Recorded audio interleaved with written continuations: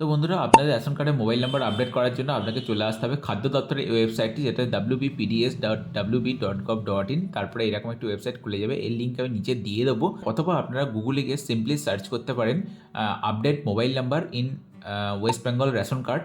দেওয়ার সঙ্গে সঙ্গে যে ফার্স্টে লিঙ্কটা আসবে এরকম কিছুটা, সে লিঙ্কটা নিচে দেখে নেবেন, ক্লিক করবেন।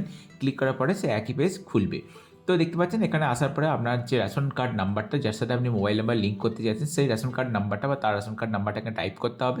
সেটা যে কার্ডই হোক, RKSY1 বা PHH বা যে কার্ডই হোক, সেটা আপনাকে টাইপ করতে হবে। টাইপ করার পরে সার্চ করার সঙ্গে সঙ্গে রেশন কার্ড ডিটেলস দেখিয়ে দেওয়া হবে, কিন্তু অনেক সময় এই এররের জন্য আপনাকে দুবার টাইপ করতে হতে পারে। এই ওয়েবসাইটটা একটি প্রবলেম আমি দেখেছি। যাই হোক, তো রেশন কার্ডের সার্চ যখন হয়ে যাবে, আপনার রেশন কার্ডের ডিটেলস, কার নামে আছে, তার জেন্ডার কি, জন্ম তারিখ কত, আধার কার্ড নাম্বার কত, আর কার্ড স্ট্যাটাস অ্যাক্টিভ না ইনঅ্যাক্টিভ সেটা এখানে দেখিয়ে দেওয়া হবে। আর মোবাইল নাম্বার ঘরে দেখতে পাচ্ছেন এই যে কার্ডের সঙ্গে মোবাইল নাম্বার কোনো লিঙ্ক নাই, তো এই কার্ডের সঙ্গে মোবাইল নাম্বার লিঙ্ক করব। তো আধার কার্ডের সাথে এই রেশন কার্ড নাম্বারটা লিঙ্ক করা আছে। তো দেখতে পাচ্ছেন আধার যে ভেরিফাইড মোবাইল নাম্বার, তাতে একটি ওটিপি যাবে, যেটা এখানে ভেরিফাই করতে হবে, তারপরে আপনি নতুন মোবাইল নাম্বারকে আপডেট করতে পারেন। তো এটাকে এই চেকবক্সটা আপনাকে টিক করতে হবে। আপনার আধার লিঙ্কড মোবাইল নাম্বারে একটি ওটিপি চলে আসবে, সেই মোবাইল নাম্বার থেকে যে ওটিপিটা এলো সেটা আপনি এখানে দেখে টাইপ করতে পারবেন। আর নেক্সট পেজে এই যে রেশন কার্ডটি ছিল, সেটা তার মেম্বার আর কার কার আছে সব একটা লিস্টে দেখিয়ে দেওয়া হবে। এবং দেখতে পাচ্ছেন অন্যান্য পরিবারে যে মেম্বার আছে তাদের সাথে মোবাইল নাম্বার লিঙ্ক আছে, তো এই যে রেশন কার্ডটি তার সাথে কোনো মোবাইল নাম্বার লিঙ্ক নাই। এখানে দেখতে পাচ্ছেন নিচে দুটো অপশন রয়েছে।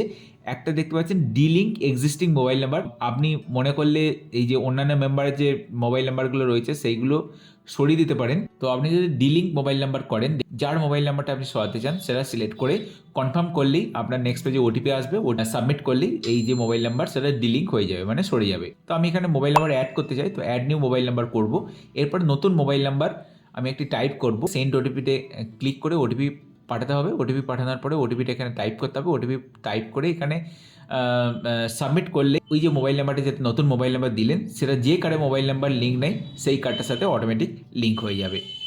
পাচ্ছেন এখানে দেখাচ্ছে ইওর ডেটা সাকসেসফুলি আপডেটেড, আপনার কাজ সম্পূর্ণ হয়েছে, মানে আপনার মোবাইল নাম্বার আপডেট হয়ে গেছে। এটা চেক করার জন্য আপনি আবার সেই মেন পেজে ফিরে যাবেন। আপনার রেশন কার্ড নাম্বারটা দিয়ে সার্চ করবেন, আধারের সাথে মোবাইল নাম্বারে ওটিপি আসবে, ওটিপি দিয়ে সাবমিট করলেই দেখতে পাচ্ছেন আগে এখানে দেখাচ্ছিল মোবাইল নাম্বারটা লিঙ্ক ছিল না এই মেম্বারে, এখন দেখতে পাচ্ছেন মোবাইল নাম্বার লিঙ্ক হয়ে গেছে। যদি আপনার রেশন ডিলার বলে থাকে যে মোবাইল নাম্বার আপডেট না করলে রেশন দেওয়া হবে না বা রেশন দেওয়া যাচ্ছে না, বা কোনো SMS এসে খাদ্য দপ্তরের ওয়েবসাইট থেকে, তো আপনারা এইভাবে চেক করে নিতে পারেন করা আছে কিনা, বা না থাকে নতুন আপডেট করতে পারেন, বা যদি সরাতে চান সেভাবে আপনারা সরাতে পারেন।